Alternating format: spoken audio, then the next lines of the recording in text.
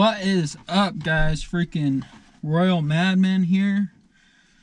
We are in the Driftcar. So I've been talking about doing like just a little self-review on this freaking car because I get so many questions about it. So first of all, we're gonna go for a little rip so you guys can hear this one as well. I mean, it kind of makes sense. We just took the silver car out. That's open header. This one's got carbies and full exhaust. I don't know why I always freaking do that. I got switches, so we'll talk about the car. We're gonna go for a cruise really quick, find a cool spot, and we'll talk about the car. I'll show you guys around a little bit more than what I do on my Instagram or whatnot, and hopefully answer some questions and just share this rad ride that pretty good handful of people helped me put together, so which is what makes it special to me personally. Let's freaking fire her up and let's go.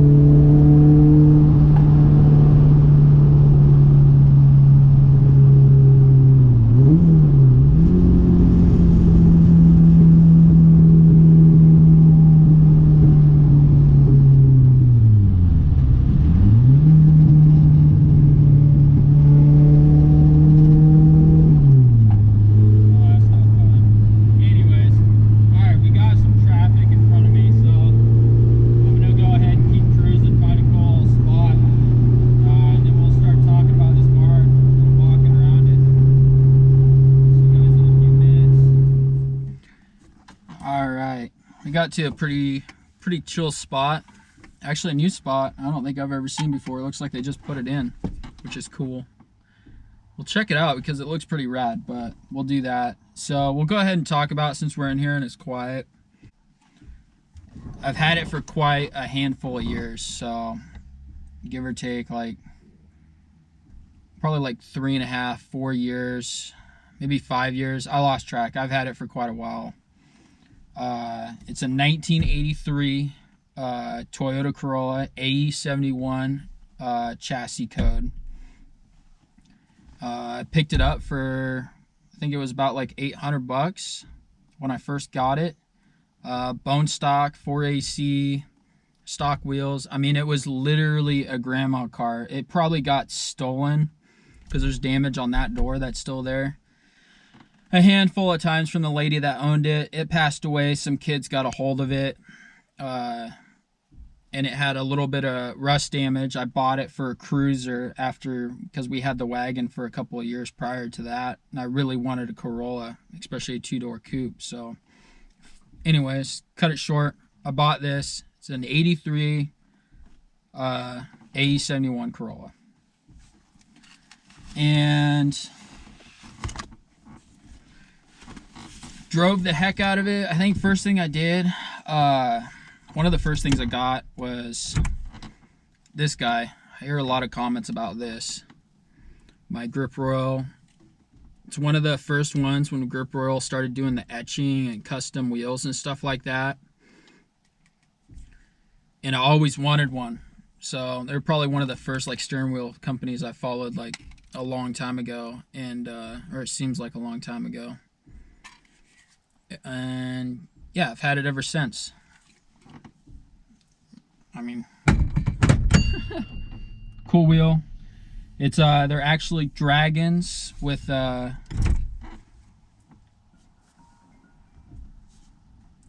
dragons with clouds etched into them. And then at first, when they first did it, I told him I wanted it to look old, and he wasn't sure about how he was going to go about it. So this coating that's on there where it looks like it's all faded away and stuff, like the white, is the like actual clear like resin, and that's what it looks like when it's hard.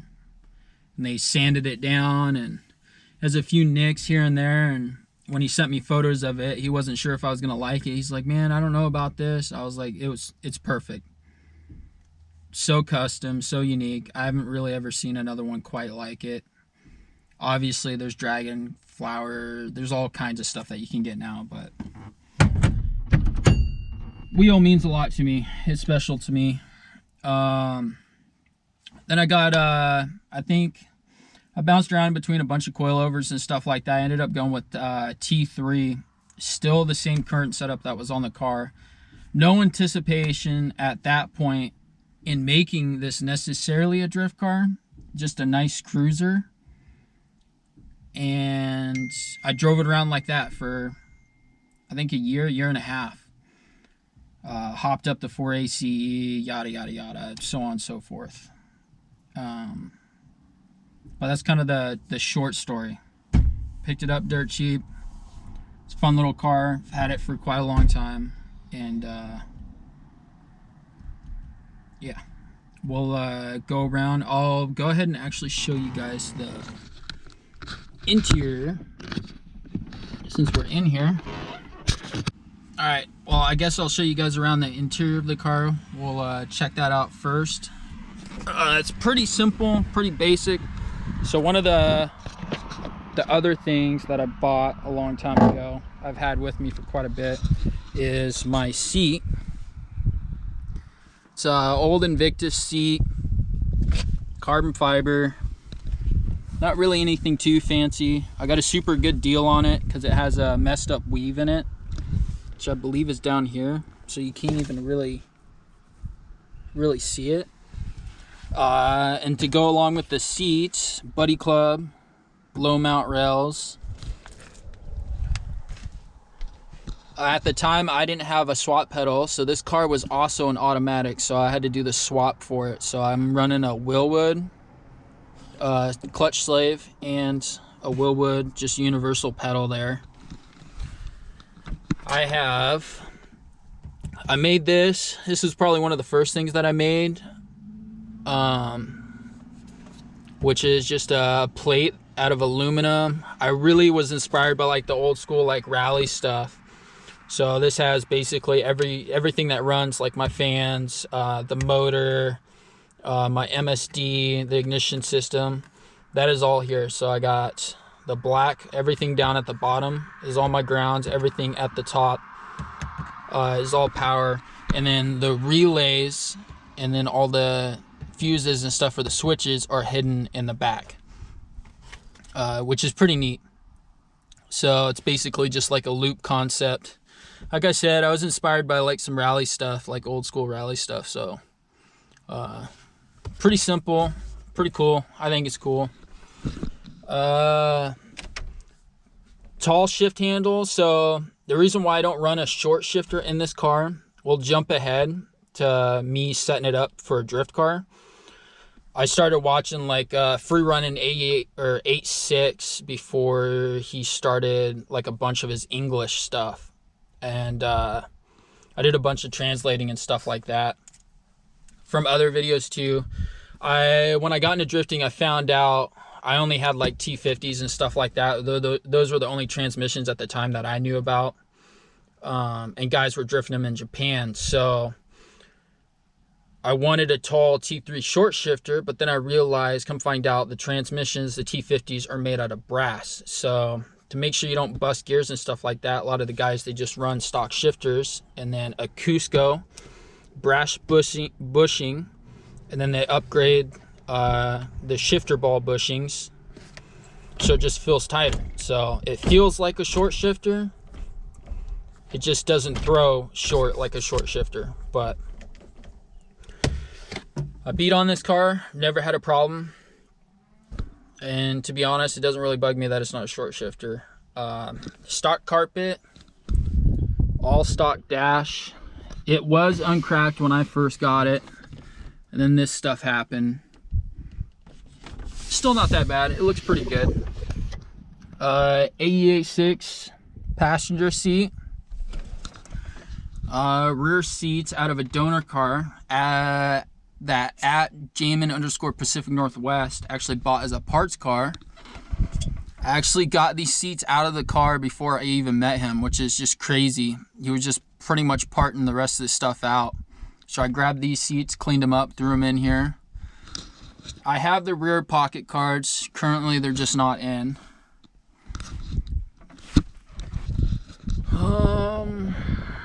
I mean, I just run a stock handbrake. It's all tightened up. All the cables underneath are new. We'll go to the other side of the car really quick.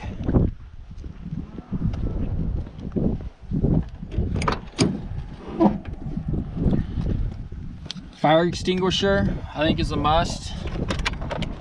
And then my MSD programmable 6AL2. So this is what allows me to run the carbies and to tune in so I don't have a belt stretch.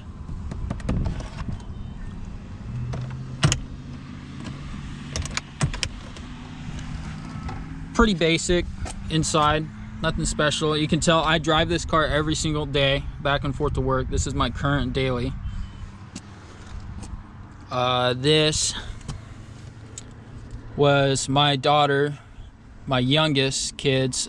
This used to hang on her binky, so I like dragons, and since she's older, I just keep it and hung it around my shifter.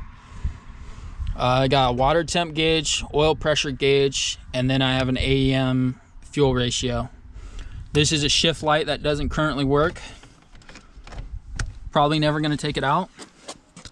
Just gonna leave it in there for looks, because why not? That was a joke. I'll probably fix it eventually.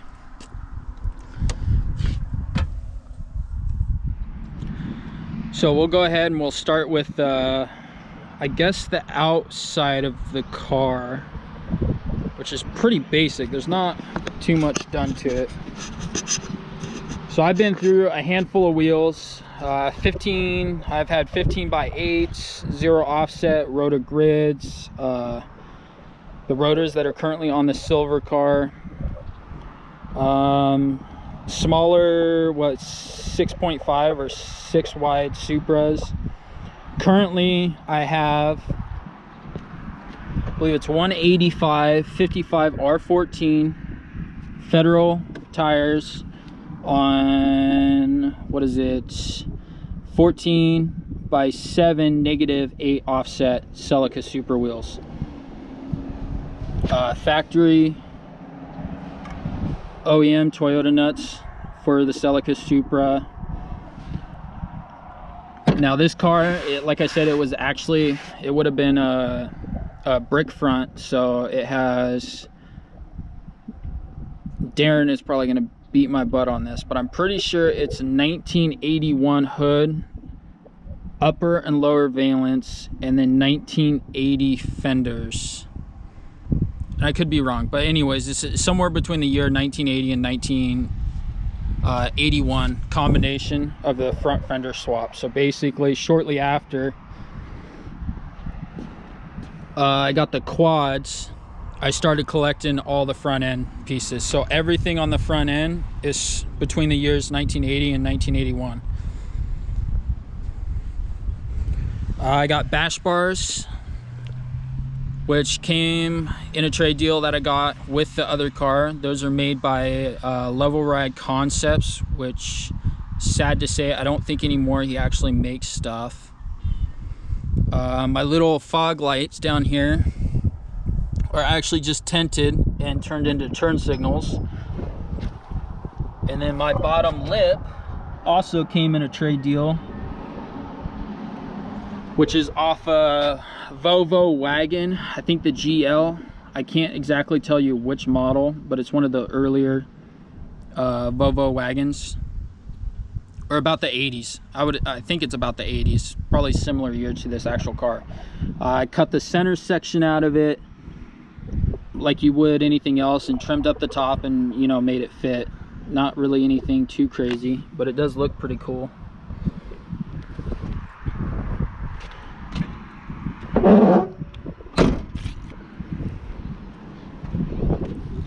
But bash bar in the back, we'll go off of what we can see too. Yoshimura R6 muffler, welded onto, it goes 2.5 inch from the header all the way back, and it has an Aerocraft muffler in the center section, so pretty much just underneath my seat. So there's 2 mufflers on the car, basically 2 straight throughs. One's an Aerocraft muffler, which tucks up where the cat used to be, and then the Yoshimura in the back.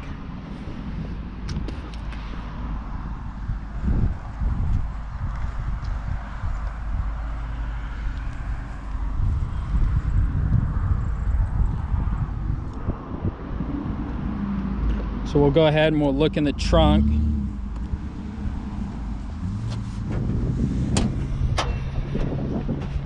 Fuel system's pretty simple. I run carbureted, so I have a regulator, just a simple like O'Reilly's special. I think that one's made by Holley. Same thing with the fuel pump. It's just I believe this one's a 2.5 to 4 psi pump. And I just cut a hole and switched out the hoses, and I pulled my breather line and my return line out of this car, so there is no hard line running to the front except for to feed the carburetors or to feed the motor. Everything else that was factory I pulled out from underneath the car. Pretty basic. Everything's gutted out in here. Rear shocks are T3, one of their first ones.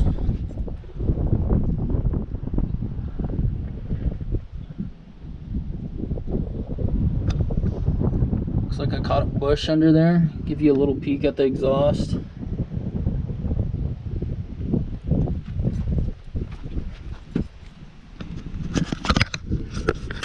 And And then we'll talk about the rear end really quick, because I get a bunch of questions what I should run. You know, I think basically all depends on what motor you're running. So on my car, 4AGE, it doesn't got crazy power. It doesn't have like horsepower mods or anything crazy like that on it.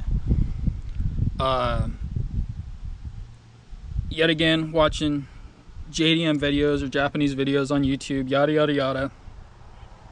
I stripped down my axle, pulled everything out of the housing, all that fun stuff. I got a billet full spool, which I believe I got from Speedway Motorsports. I put that in. I'm running 410 gears. Reshim my pinion so it's slightly tighter clearance. I couldn't exactly tell you what the specs were because it was so long ago when I did it. But I'm essentially running a stock rear end with a full billet spool, clearanced out to what they would be drifting on in Japan. Like I said, simple, whatever you got, use it, make it work, make it last as long as you can. That was pretty much the whole build concept on this car. We'll go ahead and go to the front. Driveline, still factory. It's a manual swap driveline. So we'll go to the front. T3 coilovers, factory brakes. I'm running factory drums in the rear. I just recently put my factory tension rods back in. I like a little bit softer ride, so it helps, and it's not really hurting anything. I got them maxed out all the way forward because you can adjust. There's 2 bolts on there, so you can actually adjust the factory tension rod. So T3 extended, lower LCAs, and then factory sway bar. And then pretty much the only other major thing underneath the car, all the brakes, disc brakes, pads, the lines, the calipers, the rear drum assembly, all the bushings. At the time when I first started building this car, I replaced all of it. So that was probably when I started driving the car. I've been driving the car for at least a year and a half. So everything underneath the car is actually fairly new. That was one of the first things that I did, just for reliability stuff.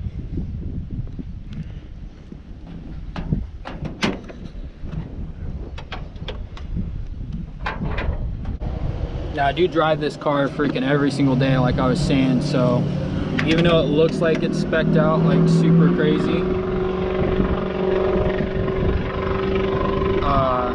it's pretty much low miles GTS, you know, like you'd find in an 88.6. This wasn't an MR2 block or any kind of conversion. As far as I know, it was imported long time ago, sat around. It had probably at least a couple years with a few track days on it, but the motor probably sat around more than freaking anything. So it's pretty low miles. I don't think I actually ever cracked this one open. So I found a deal. I found these cam gears. They say they're actual Tomei cam gears. They're marked on the back but not on the front, so I don't know if it was a misstamping. I got them dirt cheap for whatever reason. And probably the biggest thing is the FCR flat slides. So these are actually a mouthful to say. They are Yamaha R6 FCR 35 Micro Mini 600 series flat slide carbs. And then the boots are just like a tractor or semi-truck, like radiator housing that I cut down to make fit. Running Dan ST Engineering intake manifold, T3 injector plugs, Frank MX parts, flutes, and basically his whole kit for jetting. Now a jetting can be a whole nother series, so I'm not really going to get into that, but there was a lot of jetting that happened. And then I'm running a catch can. Normally I do have a filter on this car. It's off currently for tuning reasons. T3 top hats. Replacement, even though it doesn't look like it, it's a replacement booster and master, and then a Willwood Mini clutch master.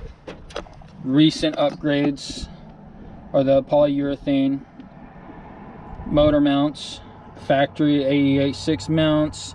This car was an AE car, so it already had the cross member. I'm running AW11 rack with Battle Garage bushings. MST or MSD Blaster 2 coil. And these came with the motor, these pulleys, which is one of the reasons why I picked up these ones, because they pretty much match. You can't even tell. These are not made by Nonstop Tuning. I got one Samco lower radiator hose, and then just an eBay special upper silicone hose, which is kind of funny. Stock radiator. Haven't had one freaking issue with it. I run 2 fans. I run one pulling, which is this one inside, and then I run one out here that is pushing.